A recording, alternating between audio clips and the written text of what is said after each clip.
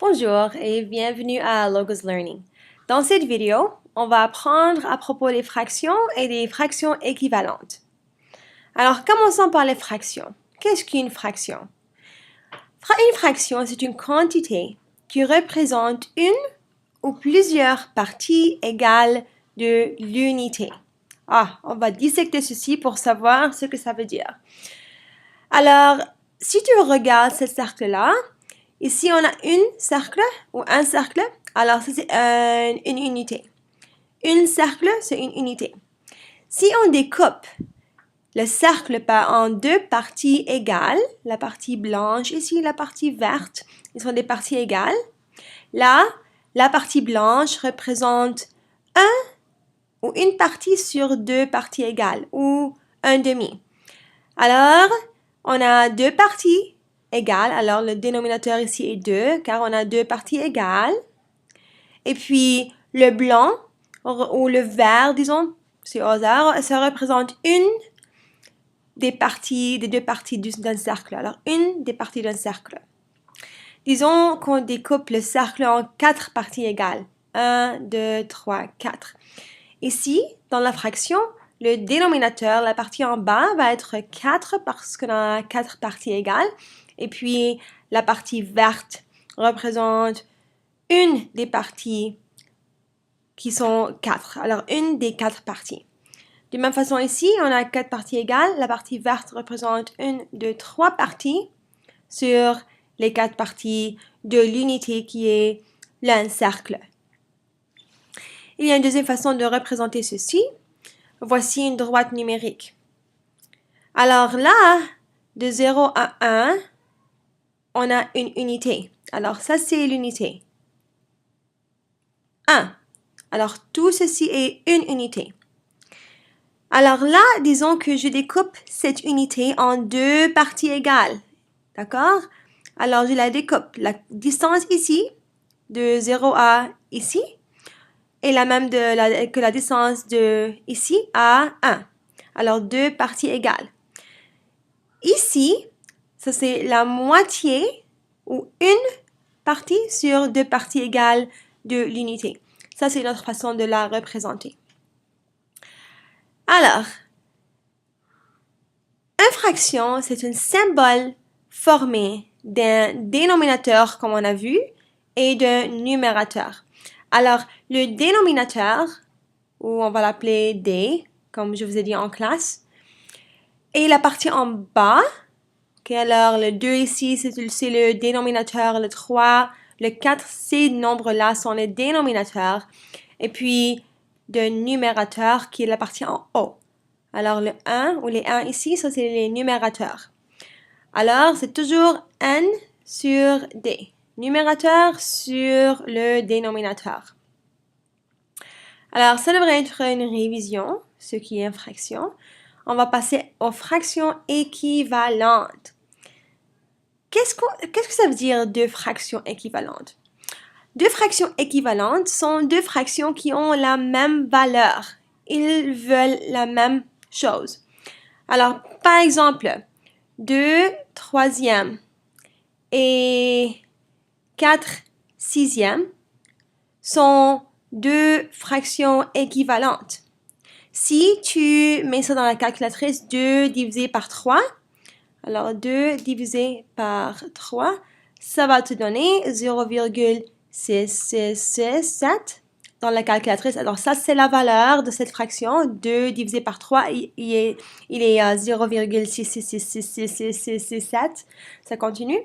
Et puis, si tu fais la même chose dans la calculatrice, si tu fais 4 divisé par 6, ça va te donner la même réponse qui est 0,66667. C'est la même chose. D'accord? Alors, ces deux fractions ont la même valeur. Alors, comment est-ce qu'on trouve une fraction équivalente? Si je vous donne une fraction comme 2 tiers, comment vas-tu trouver les autres fractions équivalentes à cette fraction-là? Alors, pour trouver une fraction équivalente avec un numérateur et dénominateur plus grand, comme j'ai fait ici. Alors là, le 4 est plus grand que le 2, le 6 est plus grand que le 3. Ça, c'est plus grand. Là, on multiplie le numérateur et le dénominateur par le même nombre.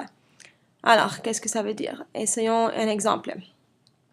Si tu as 2 tiers et je te dis, trouve-moi une fraction équivalente. Là, ce que tu peux faire, c'est dire, ok, je vais multiplier cette fraction-là par 2. Alors, tu multiplies le numérateur par 2 et ce que tu fais en haut, il faut le faire en bas. Alors, on multiplie le numérateur par 2, le dénominateur par 2. Et là, la fraction équivalente, et là, on le montre en mettant une égale. L'égal ici veut dire que ces deux fractions-là sont équivalentes. 2 fois 2, 4. 3 fois 2, 6. Alors, on peut dire ici que 2 tiers et 4 sixièmes sont équivalents. Et tu peux vérifier avec la calculatrice. Si tu fais 2 divisé par 3 et 4 divisé par 6, tu devrais avoir la même réponse. Est-ce qu'on peut trouver une autre fraction équivalente de 2 sur 3? Oui. 2 tiers. Et là, je dis, j'aimerais multiplier par 5. Alors, je dirais fois 5 en haut et même chose en bas, fois 5 en bas. 2 fois 5, 10. 3 fois 5, 15. Alors là, on peut dire 2 tiers et 10 quinzièmes sont des fractions équivalentes. Ok. Il me manque un ici, équivalente, parce que le mot fraction, c'est un mot féminin en français. Alors, pour trouver une fraction équivalente avec le numérateur et dénominateur plus grand, tu multiplies par un nombre. Et de la même façon, pour trouver une fraction équivalente avec un plus petit numérateur et dénominateur, on divise. Alors, plus grand, on multiplie, plus petit, on divise. Le numérateur et le dénominateur par le même nombre. Ça, c'est très important, par le même nombre. Si tu ne fais pas ça, si tu ne multiplies pas le numérateur et le dénominateur par le même nombre, les fractions ne seront pas équivalentes. Alors,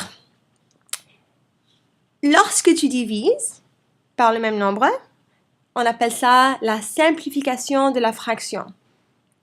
Voyons un exemple. Si tu as 24 soixantièmes et je dis, trouve-moi une fraction équivalente qui a un numérateur et dénominateur plus petit. Là, tu dis, ok, 24 et 60 sont les deux divisibles par 6. Ils sont les deux divisibles par 2 et 3, alors ils sont divisibles par 6. Alors, je vais diviser 24 par 6 et 60 par 6. Et qu'est-ce que j'aurai? 24 divisé par 6 et 4. Et 60 divisé par 6, c'est 10. Alors, je viens de trouver une fraction équivalente à 24 soixantièmes, qui est 4 dixièmes et qui est plus petite. Pas en valeur, mais en nombre. Parce que si tu mets ça dans la calculatrice, les deux sont égales. Alors, est-ce que je peux encore simplifier 4 sur 10? Est-ce qu'il y a un nombre qui est indivisible, un diviseur de 4 et 10? Oui, c'est 2. Alors, je peux diviser encore le 4 par 2 et le 10 par le même nombre, 2. Et là, j'aurai 4 divisé par 2, c'est 2. Et 10 divisé par 2, c'est 5. Alors, 24 soixantièmes est équivalente à 4 dixièmes, qui est équivalente à 2 cinquièmes. Et 2 cinquièmes, est-ce qu'on peut la simplifier plus? Essayons. Y a-t-il un nombre avec lequel on peut diviser 2 et 5? Oui, on peut les diviser les deux par 1, mais si on divise 2 par 1, ça va rester 2. 5 par 1, ça va rester 5, alors ça ne change rien. Est-ce qu'on peut diviser 2 par 2? Oui. Est-ce qu'on peut diviser 5 par 2? Non. Alors, là, on ne peut plus simplifier cette fraction-là.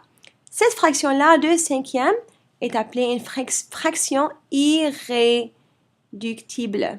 Irréductible. on ne peut pas la simplifier. On ne peut pas. Alors, on ne peut pas être simplifié. OK. Et n'oublie pas quelque chose de très important ici. Quand tu multiplies ou tu divises le numérateur et le dénominateur par le même nombre, la valeur de la fraction reste la même. Alors, 2 tiers est égal à 4 sixièmes. 2 tiers est aussi égal à 10 quinzièmes parce qu'on a multiplié le numérateur et le dénominateur par le même nombre. Ici par 2, ici les deux sont multipliés par 5, ici les deux sont divisés par 6, ici les deux numérateurs et dénominateurs sont divisés par 2. Et n'oublie pas cette règle-là, c'est très important. Alors, essayons quelques exemples là. Si tu es dans ma classe, là, je veux que tu fasses ça pour lundi. Je dirais réduis ces fractions. Alors, je vais écrire F pour fraction. A, 24 48e. Alors, trouve-moi la fraction irréductible qui vient de 24 sur 48. Pour B, 16 64e. Et C, je dirais 12 15e. Bonne chance. Si vous avez des questions, mettez-les dans la section de commentaires. À la prochaine. Oh oh.